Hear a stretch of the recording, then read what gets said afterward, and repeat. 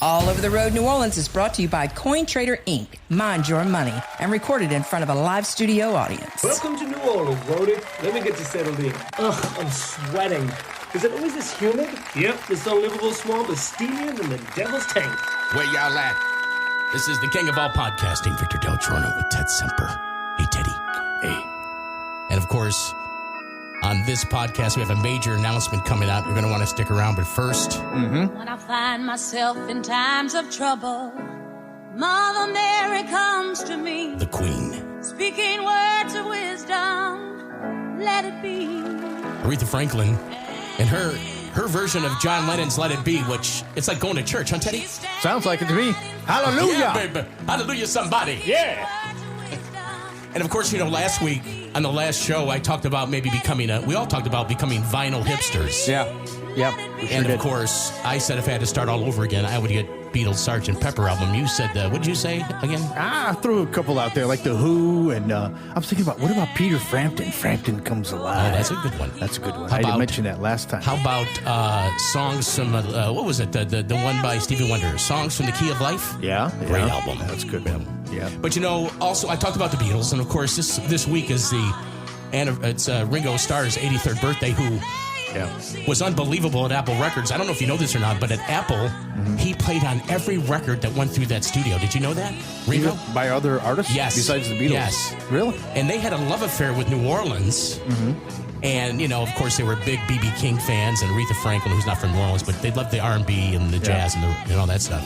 Sure. And there was a Zydeco record that came out on Apple. All kinds of neat stuff. I tried to get Michael Costello on to talk about the Beatles because of Ringo. Ringo was the most influential Beatle of them all when you look at it overall. He really was. Yeah. He could play any riff. So anyway, got a major announcement coming up on this very show. Stick around because this is All Over the Road in New Orleans. My name is Joe Biden and I'm a dumbass.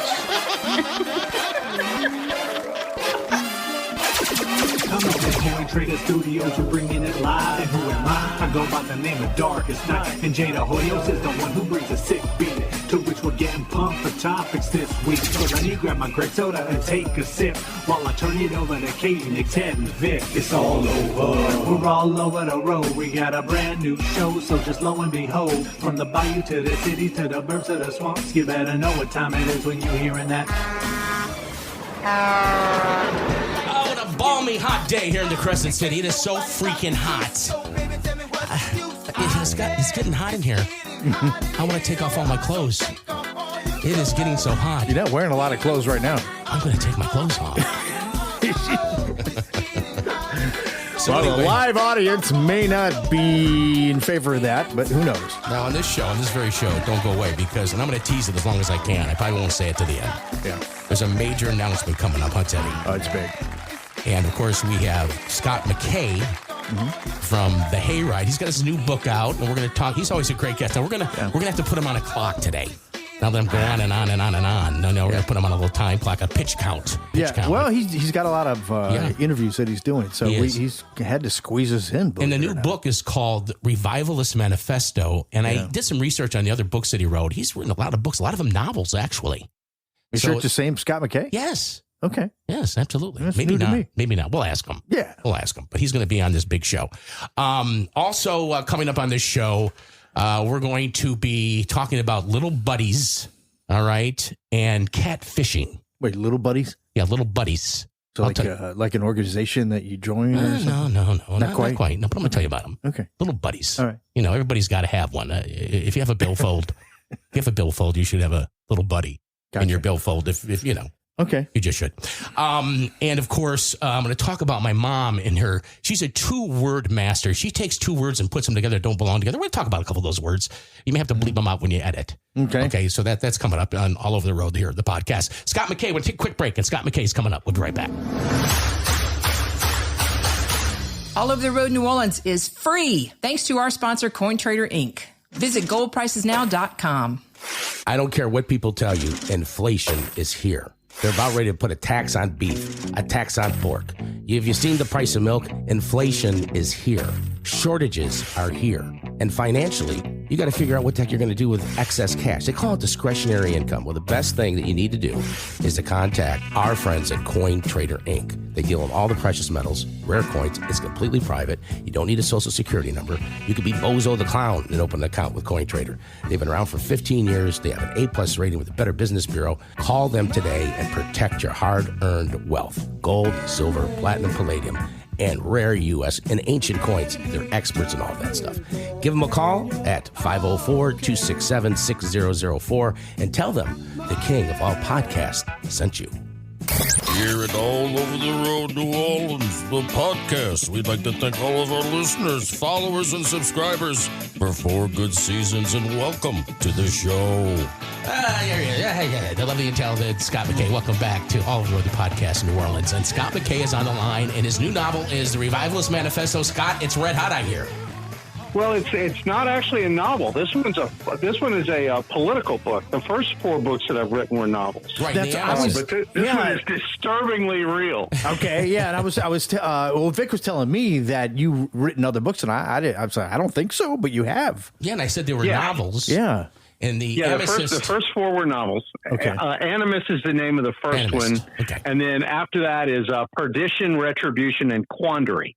Mm-hmm. But the Revivalist Manifesto, which is out, I mean, it's only been out for a couple of weeks, is all about sort of the future of the country and actually, the past of the country. Mm-hmm. And, for folks particularly on the right side of center, or even people in the center, like, how do you rescue America from this lousy place that it's coming into, right? Yeah. And how did we get here? And where have we been and where are we going? And how can we go where we want? So it's pretty much how it is. Well, it's like I'm sorry, Teddy, to interrupt you, but it's like the famous question I always ask Scott. You know what that question is, huh? What do we do? What do we do? What do we do now? So you're in your book. Do you have the answer to that question? In your opinion, what do we do? Well, put it this way: we at least start the discussion. Yeah. Mm-hmm. So, like, my thing is, and I'm drawing from a lot of really smart people who've written some really, really good things on the subject of kind of how America has fallen into sort of an oligopolistic sort of ruling class versus country class type of society that we've had. I mean, we have this aristocracy that we didn't elect. That is like super globalist and is more than happy to do business with China at our expense and lies to us constantly. Oh, I mean, when it's easier to tell the truth, they lie. Yeah. And everybody notices it, right? Like everybody, and people are trying to do what they can to resist it. Disney goes and puts out Buzz Lightyear, which is, like, that's a can't miss movie, right? Like, it's a can't miss movie. And it missed. Why? Because people found, I really am not interested in showing my 4-year-old a movie about 2 lesbian toys that kiss. Right. Yeah. Right. Let my kid get to 16, 17, and then we can deal with that. But I don't want to have to explain it to a 4-year-old. So no, I'm not going to watch your movie. Right. But Top Gun makes $1 billion. Right. Yeah. And so the people are trying to send a signal to the, ruling class or whatever you want to call them, right, that, hey, we're not happy. And so, part of what this book is about, beyond sort of like going through the history and sort of framing, hey, here's how we got here, is sort of a playbook for how regular folks can rethink the way they're doing things politically and maybe get to a better place. Because historically, this is the deal. We've got a history in America basically that consists of 3 major political eras. Okay. Like the first one got started when Thomas Jefferson beat the hell out of John Adams in the 1800 election. That was, the Federalist Party, which was one of the 2 big parties at that point, pretty much disappeared at that point, and the Democrats ran that entire first era, which ended in 1860 when Abe Lincoln got elected. Civil War gets started, and the Republicans run the era between 1860 and 1932, right?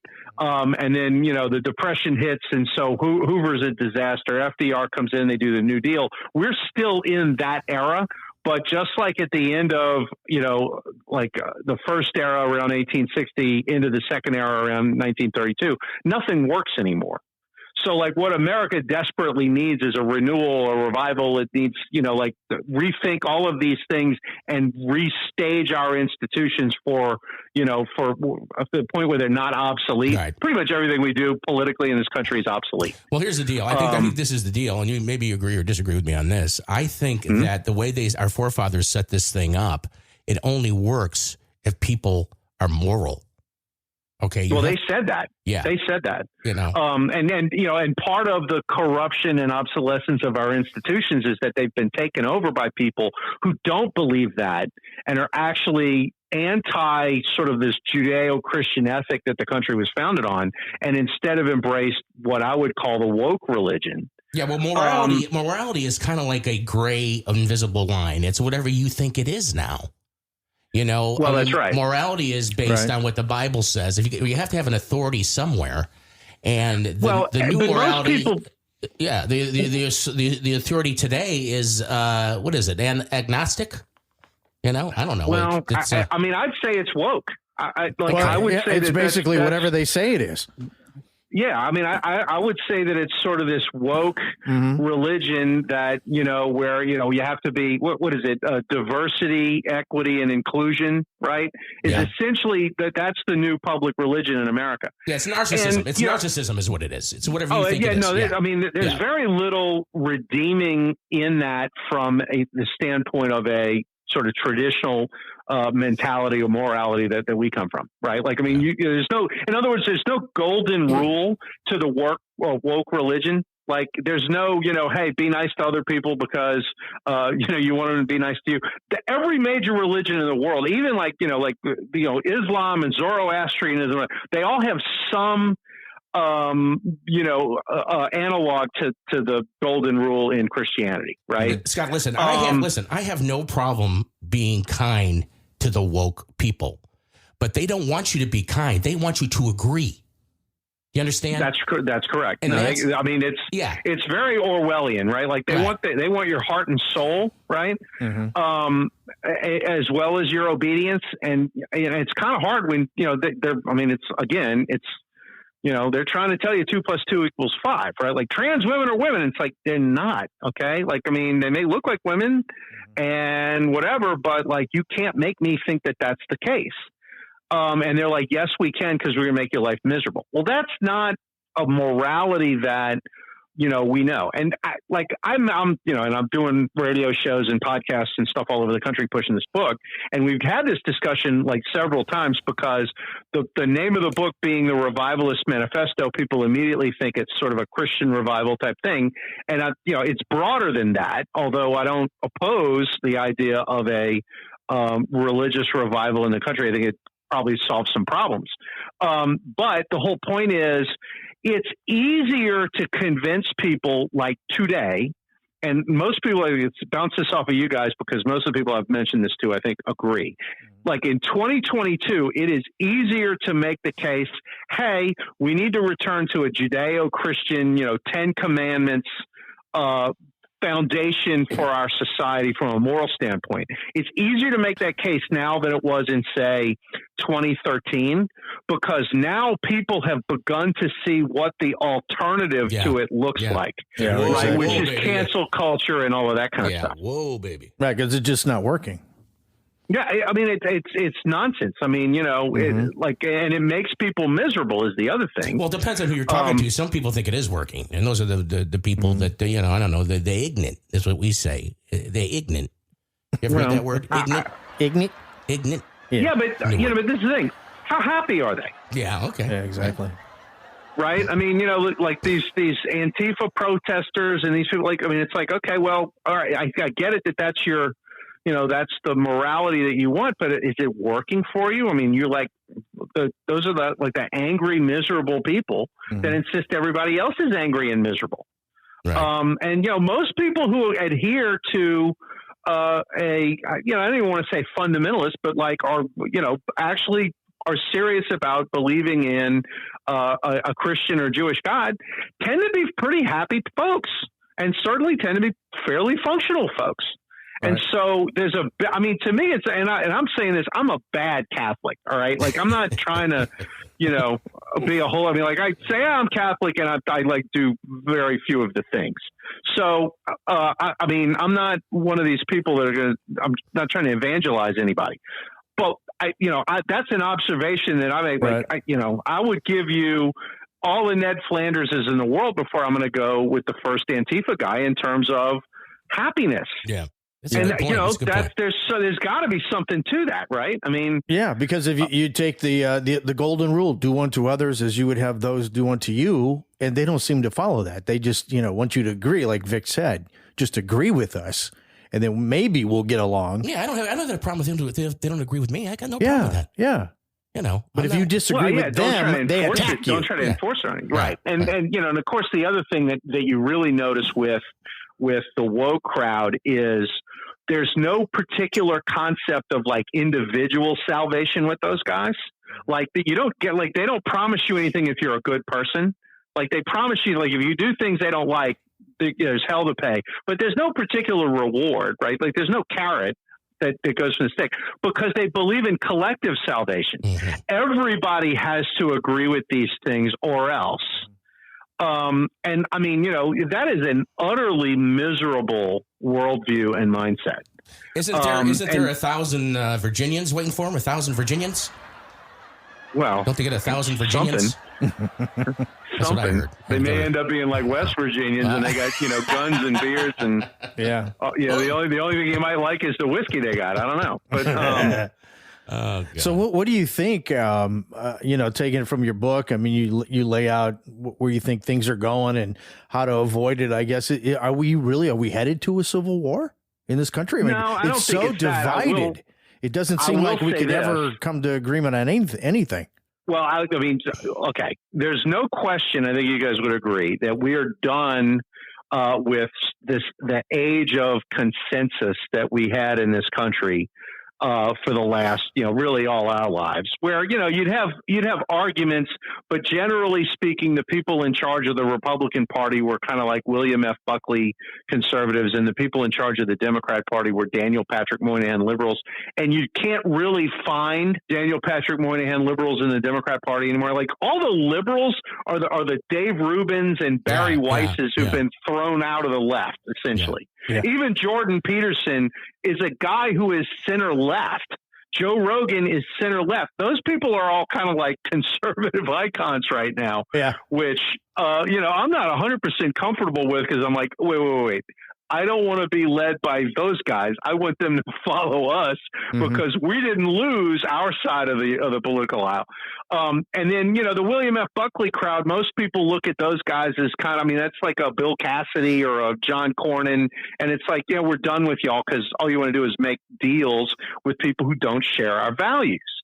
And so, like, you're right. Nobody agrees with anything. And we're about to have a fight over the future of the country. And it's really, on one side is sort of the AOCs and Bernie Sanderses of the world who have dragged the Democrats to the hard left. And then the other side is sort of the people that I would call revivalists. And you could say, well, that's, the Trump/MAGA crowd or whatever. But like, to me, I think Ron DeSantis is more the standard of that than Trump is. And revivalist politics is a bit different than kind of old time conservative politics. Like, and a perfect example of this was when they passed this anti-grooming bill in Florida, right? They called it the Don't Say Gay bill, but it didn't really have anything to do with that. What it said is, hey, don't talk about sex to the kindergartners. Right? Like we really don't want you to talk about sex to the kindergartners, because at the end of the day, you're a stranger and you need to leave that to the parents, right? Like, that's what the bill said. They said, oh, it's a Don't Say Gay bill. Even Democrats in Florida didn't agree with that, right? So Disney goes and makes a big thing about that. Oh, this is terrible, and we denounce Florida, whatever. So the state legislature and DeSantis got together and said, well, if you hate it so much, we're not giving you the $200 million in free tax treatment that you get from the state of Florida, right? Yeah. Disney is not going to be a big political actor in the state of Florida anytime soon, because they have been utterly routed politically by getting into the arena, right? And now it's okay, well, this cost us $200 million a year, so we're going to stay out of Florida politics. as a result. The old-time conservatism says, okay, you can go past that bill. Actually, they don't. They back down because they're scared of the corporate people saying mean things about them. But, they may pass the bill, and then they would never dream of actually punishing Disney for engaging in left-wing advocacy. Right? Revivalist politics says, no, you get in the arena, you're going to bear some consequences if you lose. Yeah, that's good. Because otherwise there's nothing that stops Disney from getting involved all over the country in these political things. Well, I think people are starting to realize, Scott, that Disney is not their friend. I think that's finally. No, absolutely not. I mean, you had like a triple whammy. You had this business with this bill in Florida. Then you had this video that leaked of all of the C-suite executives in Disney talking about how they're going to corrupt these little kids with the queer lifestyle, right? And I mean, it's like, it's fine. That's kids programming. You shouldn't be doing that. Like, not that long ago, they want to put you in jail for child pornography for some of this stuff. Yeah. And so there was that. And then you had the Buzz Lightyear thing that was a massive bomb and they lost all kinds of money on it. And then at the end of all that, Disney proceeds to give the CEO who is in charge of all this, who has tanked the stock, it's half of what it was in 2019. They give this guy a new contract. Dude, they're doubling down. They're doubling down.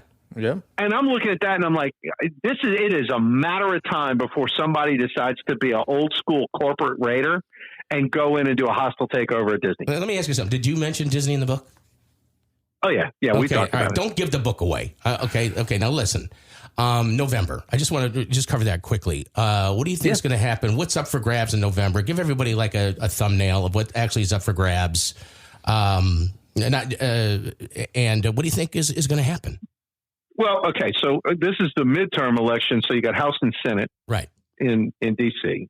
You got not in Louisiana, but state legislatures and the statewide cycle with the governor and the statewide people and all that. That's going on in like more states than not, if I'm not mistaken. But the big issue is like who's going to control really the Senate, because it's basically a foregone conclusion at this point that the Republicans are going to flat out romp in the House, like big time, like they're going to romp. And the Democrats have largely kind of given up on a lot of these House races. I agree. But the Senate is the big. What do you think? What do you think on the Senate? Well, but here's the thing that you have going on in the Senate. And I'm explaining this to folks and they're like, no. And then they think about it and they go, yeah. So the deal is this. It's a 50-50 Senate. On the Republican side, there's basically 30 out of the 50 who are Mitch McConnell people. All right. The other 20 would probably rather vote for somebody else to be, majority leader if they took over the majority, or minority leader otherwise. Right. Mm-hmm. Of the 30, I think it's 5 of them are leaving or not running for reelection. Okay. So McConnell's really sitting at about 26, and the Republicans who are winning the nominations across the country in these Senate races are not Mitch McConnell kind of people. Like Trump has had a whole lot of success in his endorsements being the guys that are winning the Republican nominations, right? So if you're Mitch McConnell, what you really want is to be the majority leader of a 51-49 or 52-48 Republican Senate.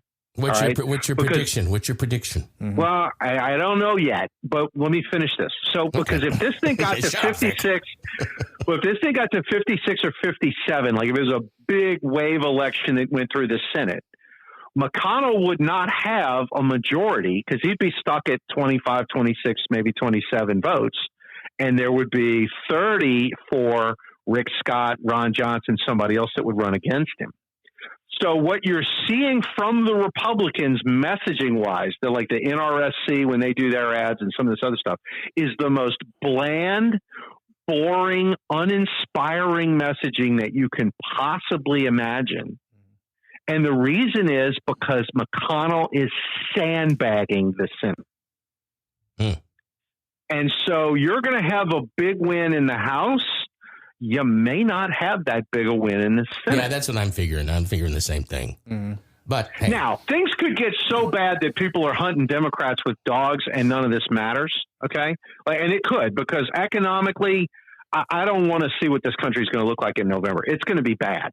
I mean, you think there's empty shelves now. All of these economic indications are really frightening.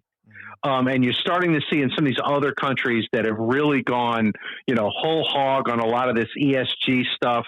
Like, they like in Sri Lanka, for example, which is, kind of an out of the way place, but they literally had a mob come and run the president of Sri Lanka out of the country. I saw that. And had a pool party at the swimming pool at the presidential palace. I mean, it was like, and so they had a real insurrection. Yeah, well, exactly. And it's because Sri Lanka went whole hog with this Green New Deal stuff and everything. Yeah. I mean, and like literally you maybe have 6 or 7 hours of electricity a day over there. Like it's gotten that bad. And it's happening in a bunch of other countries. In the Netherlands, I don't know if you heard about it. The farmers have basically said, that's it. Yeah. We're not doing this anymore. Yep. So you have, and you have not as acute, but you have a lot of those things happening in America. I mean, you talk to any farmer and they will tell you about fuel prices, fertilizer prices, all of this different stuff that it's like, I can't do this. I would have loved to go to that pool party though. How about you, Dave? I guess so. Well, some kind of pool party. I mean, that would be fun. I don't know what poolside looks like with the Sri Lankans, but I mean, I'm willing to learn. Yeah. So in Louisiana, Kennedy is safe, right? Oh yeah. Okay. Absolutely. There's no doubt about that. And also real quick, do you think like if Trump, even if he does announce he's going to run, if he did announce before the midterms, do you think that would affect it? Because the Democrats could use that in their favor, so to speak, because he's so polarizing, Well, strategically, yeah, and they're absolutely. I mean, this is even right now. That is the Democrats' message: is scaring everybody about these crazy MAGA Republicans who are going to destroy the country. Mm-hmm. Which, I mean, I guess that's what they have. But I mean, Joe Biden is destroying the country, right? Right. It's like, well, before COVID came along, Trump was okay. I mean, we did pretty good as a country for 3 years. So, and I don't know if that really sells, but it's certainly how they can get their voters out. Yeah. Did you see the other day? There's all kinds of polls that say even Democrats won't vote for Biden if he runs. Of course, I don't think he is, but if he did run again, they want to get rid of him post haste. The problem is they don't have anybody else. Yeah, it was like 92% said they wouldn't vote for him or something like that. And I don't know, you can't believe polls are 100% accurate, whatever, but he's just in total denial. He called that reporter and said, "Hey, Jack, 92% would vote for me." I mean, he's just totally in denial of what the reality is in this country. He's a puppet. I guess he's got the dead vote locked up in Philadelphia and Detroit. I mean, I'm surprised. Yeah, right. I'm surprised some guy doesn't have his hand up his butt. He's like a ventriloquist doll or something like that. I'm surprised he's a real dude. Okay, Scott, real quick. Quick. Now, you've been doing a lot of interviews, a lot of radio and podcasts. Who are any of them that we would know? Mm-hmm. Monday night I did the Jim Bohannon show, so that was kind of cool. I know Jimbo.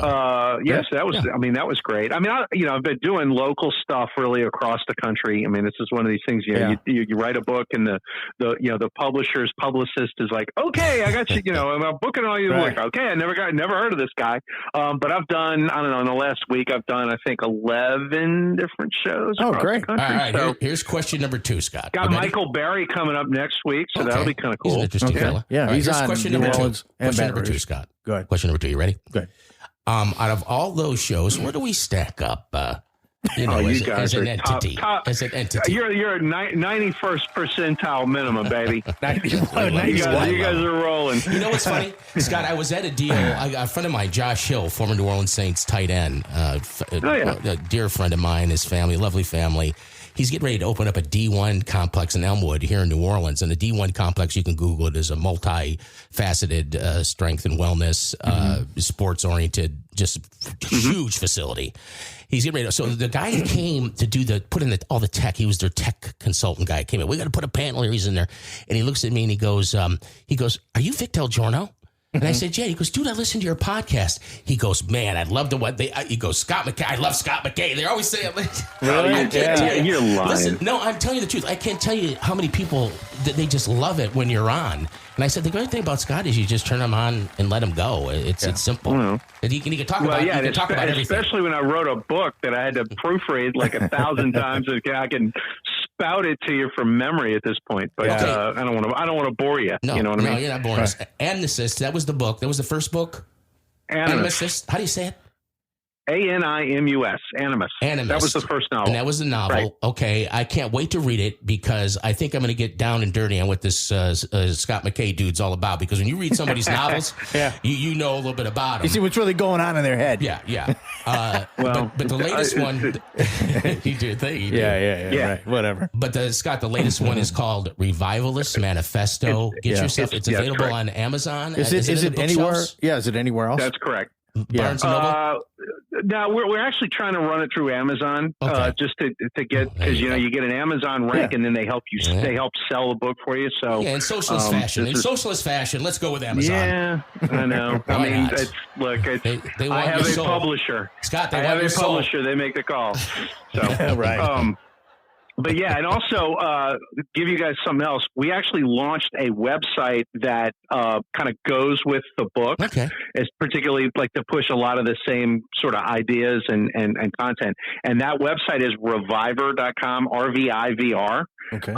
.com. We would have done like reviver.com, except the whole word, it says it would have cost us like $50,000 more. So it's like, we'll shed those E's and just have it be RVIVR and like basically get it for free, which is what we've done. So awesome. The site's up and running, and it's really, really cool. It's got a lot of stuff. It's a big national thing. It's a news aggregator. So like you can go there and get stuff from all over the web, news links and video, and then we've got our own content on the site as well. Yeah, so it's pretty cool. You pull in all the news from what's going on, and you can see it all there on your website. It's good. Yeah. We surf the web, so you don't have to. It's basically how that works. Right. Yeah. This is the Godfather speaking, Scott. Let me tell you something, okay, buddy? Don't let me find out that you come down here in the book tour and you don't call us capiche. You come down here for a book tour, you better call us capiche. You got that, Scott? Understand? Okay. You better listen to him. You better listen to him. Not to threaten you or You'll anything. Be sleeping but, with the fishes. Yeah. Scott Mckay. Go ahead. We're going to have to cut you loose, Scott. Scott Mckay. Wait, you wanted to say something else. Go ahead, Scott. Go ahead. No. I was just going to say, say it. Just say it. Don't hold I back. was just going to say thanks for having me on. It's always a pleasure to be on, guys. We love you. Can't wait till next time. We do. We absolutely love you. And thanks for taking time. I know you're a very busy man. And really, seriously, if the book tour brings you down here, we would love to sit down and talk with you and meet with you and come support you. In any way, we believe in what you're doing. I can't read the book. I'm going to read both the first novel, Animist. Mm-hmm. Is that it? Animus, yeah. Animus. I got to talk about that. I got a list. Animus. And those are on Amazon as well. Yeah. Just if you look me up on Amazon, you can find all 5 of them. Amethyst, I love you, Spartacus. Amethyst. Yeah. And of course, the new one, Manifesto. The Revivalist Manifesto. Yeah. And this is Scott Mckay, and he's the lovely and talented guy that we love. Thank you, Scott. All right, guys. Take care. God bless. Keep doing the work you're doing. We appreciate you very much. You're in our prayers. Got a story? Got a comment? Call the AOTR listener line. Toll free 601-768-8366. And now, your New Orleans word translation lesson for today. Store. Stove. Floor. Flow. Door. Dough.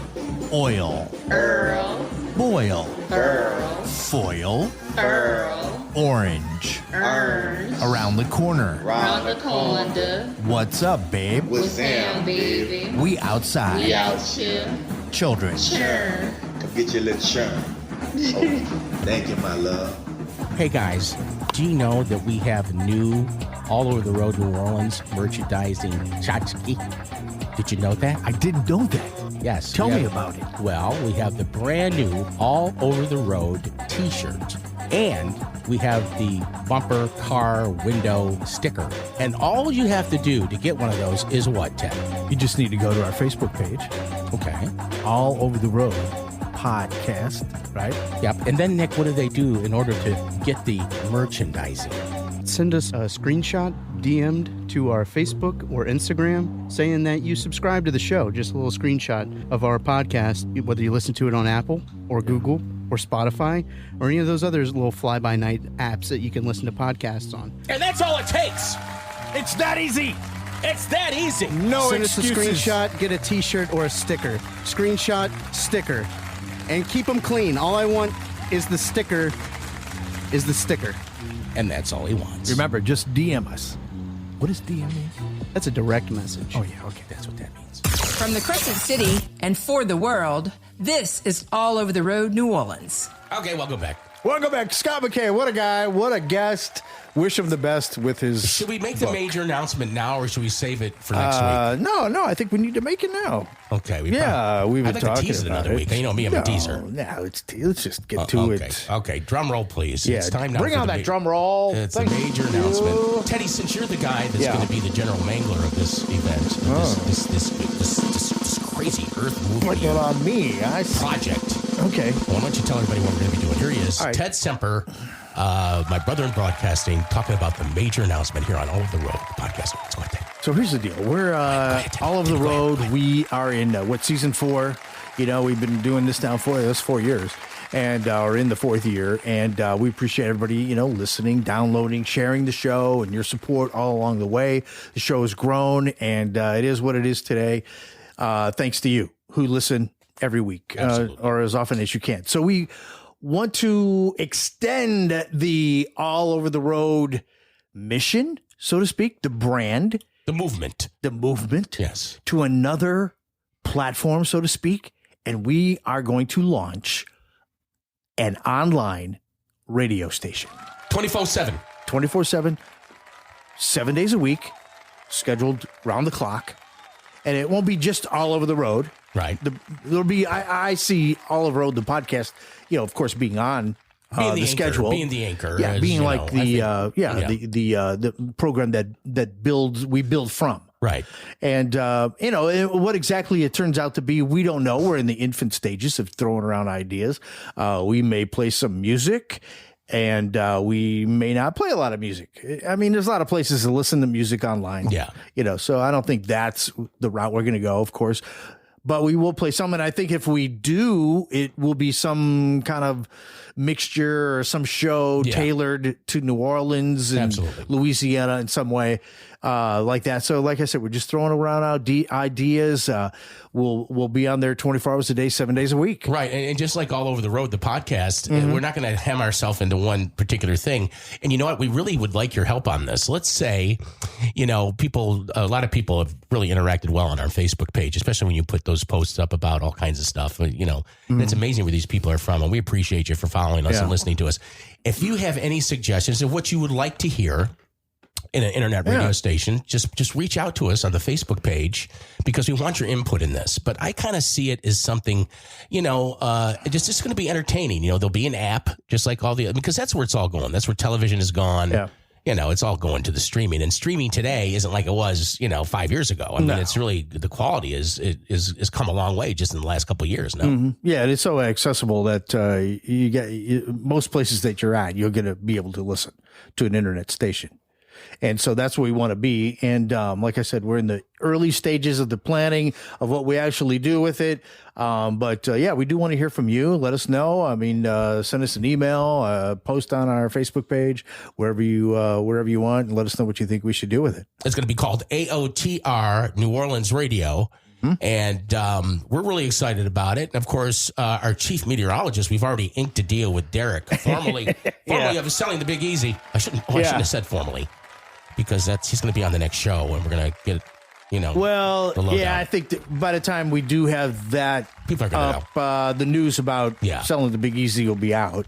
Yeah, so Derek's going to be on this next week's show. Yeah. And something tells me that with Derek doing the weather, it's going to be awesome. It's not going to be your typical weather. No. You know what I mean? Like, it's going to be cloudy today. It's going to be like John Coleman. Remember John Coleman in Chicago? I do. Yes, I do. He'll be the next John Coleman. Channel 7, remember, in Chicago. Grew up watching that, man. And then he ended up on Good Morning America. Yeah, and he actually launched the Weather Channel. That's right. He has nothing to do with it now. No, yeah. But he was the guy who launched the Weather Channel that you see on TV still. But all over the road. We radio. We don't know when this is going to be. We don't have a date yet. We'll keep you up to date and informed on that. It might be a little while. There's a lot of preparation it's going to take to get the thing rolling, but it's coming. Well, it's going to be at least 30 days because it's going to take 30 days for Derek. He said he got another month left or something. Or what did he say? He gets his diploma from Penn State as a chief meteorologist. Oh yeah, until he actually gets that stamp of approval of being an official meteorologist.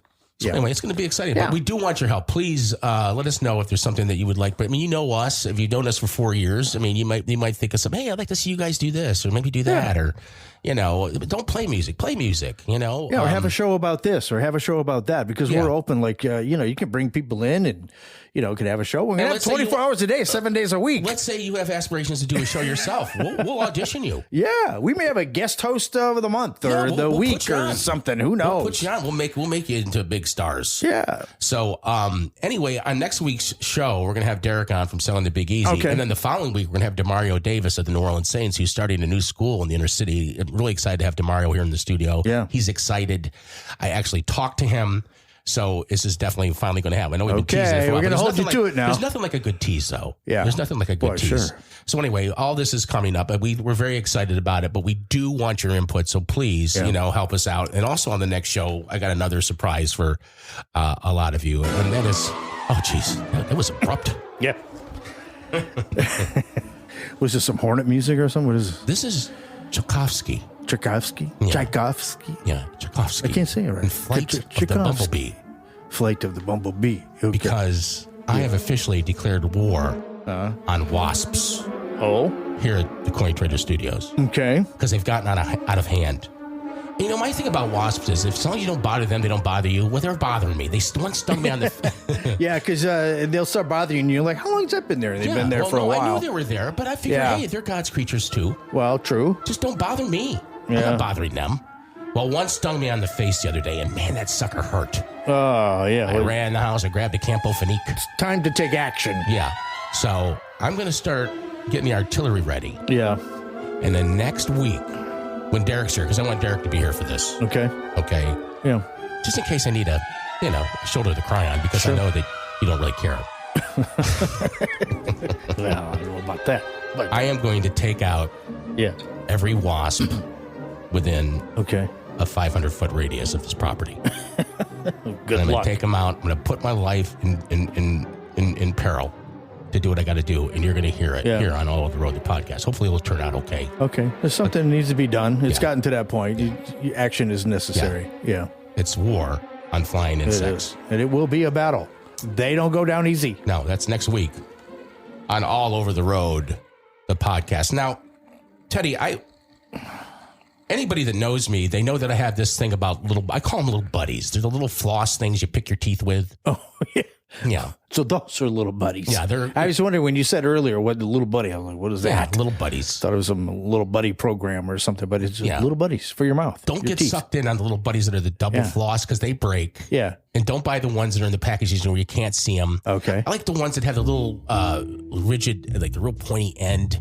Yeah. It's got, looks like a brush.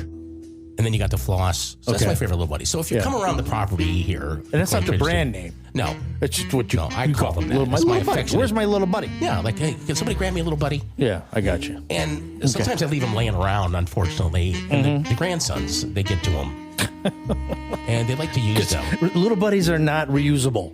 No, or they shouldn't be. But they want to be like their granddaddy, so you see them walk around picking their teeth. Where'd you get that? Well, I left it on the floor or something. Yeah, there you go. And so, I was thinking about, little buddies, and and you know that we've talked on a previous podcast how the time I went to and this is not I know they're considered little people, and that's fine. I don't want to be politically incorrect, although who cares? But anyway, it's called midget wrestling. And me and my friend Mckay went to one at the Shamrock, and we found out that there was all kinds of weird stuff going on with this midget wrestling, and we were shocked. But anyway, that was another show. You go back, it's in the archives of the season. I think it was season 1 we did that show. Okay. So it got me thinking a little bit about. I just recently started watching Catfish, the MTV show, again. Oh yeah, yeah, okay. Yeah. Now it started with a documentary with a guy named Neve, who's the current star. They're going on like their 9th season. Right. And he thought, and catfishing, for those of you that don't know, are people that create these fake profiles on Facebook or whatever, Instagram. Now Instagram is one that's really more popular than Facebook. Yeah. Okay. And they show you pictures of this like beautiful woman, and you holler at her or wink at her or whatever, and then you start a relationship. And these people fall in love without even seeing the person. Never. Some of them don't even talk to them on the phone. Most of them do. Okay. But FaceTime, no. And there's all this mystery. And then, on the old, when Neve did the original documentary, he fell in love with this girl online. It was in Michigan. He went to visit her, found out she was this like 50-year-old married woman with special needs child living in a trailer. And they got the name of the show from the husband, who talked about catfish, what they do, how they're bottom feeders, and so that's how they got the name of the show, was from the husband. So he got catfished. Yeah. He was the first. Yeah, Neve got catfished, and he's the guy that started the show. Okay. So the first 2 seasons, it was kind of fascinating because in those days, you just had kind of Facebook and MySpace. Right. You didn't have Instagram, MySpace. you didn't have Snapchat, chat, you didn't have, TikTok, YouTube, all of them. They're out there. Bumble, all these things, these dating sites, whatever. And you think you're talking to somebody and you're really not. So season 1, season 2, we would get around we were fascinated by it, watching it. They build it up. Okay, the person finally says, yeah, I'll meet you. And then you never know who's going to drive up, but it's never the person that you were talking to, ever. Okay, I think maybe 1 or 2 shows they had the real person. So recently I started watching it again because they had these episodes during COVID where they didn't meet the people, like, we'll meet you in the park, and then, here comes the car, and the car's pulling up. Who comes out of it? You think it's this size 2 beautiful model chick, and it's this, big, fat redneck kid. Just not what we're hoping for. Yeah. You think you're talking to a man, you're talking to a woman, you think you're talking to a woman, you're talking to a man, you're talking to your principal, I don't know, your 4-H counselor, who knows. Well, during COVID, they did everything on Zoom. Okay. So now when the show first started, we watched it as a family. I kept, as a joke, I would say, watch it be a little person. It's going to be a little person. A little person. A little person. Yeah. And it was never a middle person. My daughter would say, Dad, shut up. It's not going to be a little person. I'm telling you, it's a little person. Yeah. It's never a little person. Well, Season 8, episode 51. They do 52 shows a year. They do a lot of shows. Is that much catfishing going on? I guess, there's a ton of catfish. Well, now it's really crazy and all that. There's like weird stuff going on. Yeah. But it's episode 8. Season 8, episode 51. It's Mildred, India, and KJ. So it's a love triangle. It's 2 girls and a guy. Okay. So they get the 2 girls on the Zoom. And rather than, hey, we'll meet you at a coffee shop. We'll meet you on the corner of 5th and Elm. We'll meet you at the park. So the 2 girls want to meet. Yeah, they're going to finally meet the guy that's been catfished. They're both in love with this guy. Oh, and he's like this male model-looking guy, and he calls himself like Clint or something. So do these 2 girls know each other? No, they don't. They They're don't both, know each other, but they're both going after the same guy. Yeah, because they research it. Yeah. For the one girl, and they found out the other girl was involved. Mm-hmm. So even though when the show started it was 1 girl, it turned into be 2 girls. Okay. And so finally they're trying to get to a point where this guy will meet with these 2 girls, that these girls have fallen in love with this guy. I mean, they are like madly in love with the guy. They can't live they can't live without him. Yeah. So normally, like I said, they would do it where they'd meet you in a location. Well, when they're doing the Zoom, Neve just sends you an email. Would you join us on our Zoom chat? And the guy says, yes, I'll do it. Okay. So when it's really even more suspenseful than waiting for someone to drive up in a park, and you're waiting to see who gets out of the car, because you got the spinning little thing, it spins, it's loading. What is it called when it's spinning? Like buffering. Yeah, it's buffering. Waiting to connect. Okay, so the guy's getting ready to connect. So all this suspense. Who's going to pop up on the screen? When it pops up on the screen, it's big. Yeah. It's a big pop-up deal, right? Well, Mildred, India, and KJ. KJ ended up being an actual little person. Okay. Finally. I about fell out of my chair. But when it came up, you called it years ago. But I didn't call this. It was the only one I didn't call. Oh, okay. But so you're waiting, it's buffering, and he pops up. And when he popped into the screen, and I don't mean this to be mean or anything, but everybody went like, whoa! They're like, whoa! Both the girls? Scared him, The Neve, and there's some girl, Cammie, that does it with him. Some other girl. Because Max was on, and Max left. He was going to be a film producer. He was good, but he's not on there anymore. He was going to be a film producer, and it flaked out. Now he probably like to get back on the show, but he's too prideful. Yeah. So, but when it came up, it was just the shock and awe of what it looked. It was like they didn't know what they were kind of seeing, because they just saw a headshot. Yeah, what I was going to say is that it was a close up. Oh God, yes. So you couldn't tell how tall he was, or how tall he wasn't. No, but you could tell. You could kind of tell. You could tell. Gotcha. Okay. Yeah. And so I don't know. I don't even know why I'm telling the story. I got a question though. So did this little person did it was a man? It was a man. Yes, it was a man. It was a male. Did he at any point talking to these two girls before they saw him? Did he say how tall he was or how short he was? Did they even ask him? They had the pictures. It was somebody else. On the Facebook. Yeah, it was somebody else's. It was like me opening up a page and using your pictures. Yeah. Because I would have more success with your pictures than mine. Okay. Yeah. So, so they were totally misled, which is the deal on Catfish. And so what did they say? Well, first of all, they're asking him, do you have any really feelings for these girls? And he said no. And he was just playing games with them. And boy, these two chicks just kind of lit him up. They laid into him. Oh, man. Lit this guy up. And he deserved it. He definitely deserved it. Jeez. But after 8 years and 51 episodes, I finally got. And none of them leading up to that point. No. Ever had a little person. I finally got. That was it. That was it. Season 8. Think we should edit this out? I don't know. This story? Run it by Katie. We'll run it by Katie. Or don't. I don't know. All right, we got Demario Davis coming up in the next couple shows. Derek from Selling the Big Easy will be on next week. Yep. And what else we got? Remember the big announcement today. Yeah, the big announcement. All over the road. Tell your friends. New Orleans internet radio station coming soon. We'll talk more about it soon. We need your help. We want to thank Scott Mckay for coming on from the Hayride. Yeah, absolutely. Get the Revivalist Manifesto. And that's his new book. It's available on Amazon. I think it's $9.95.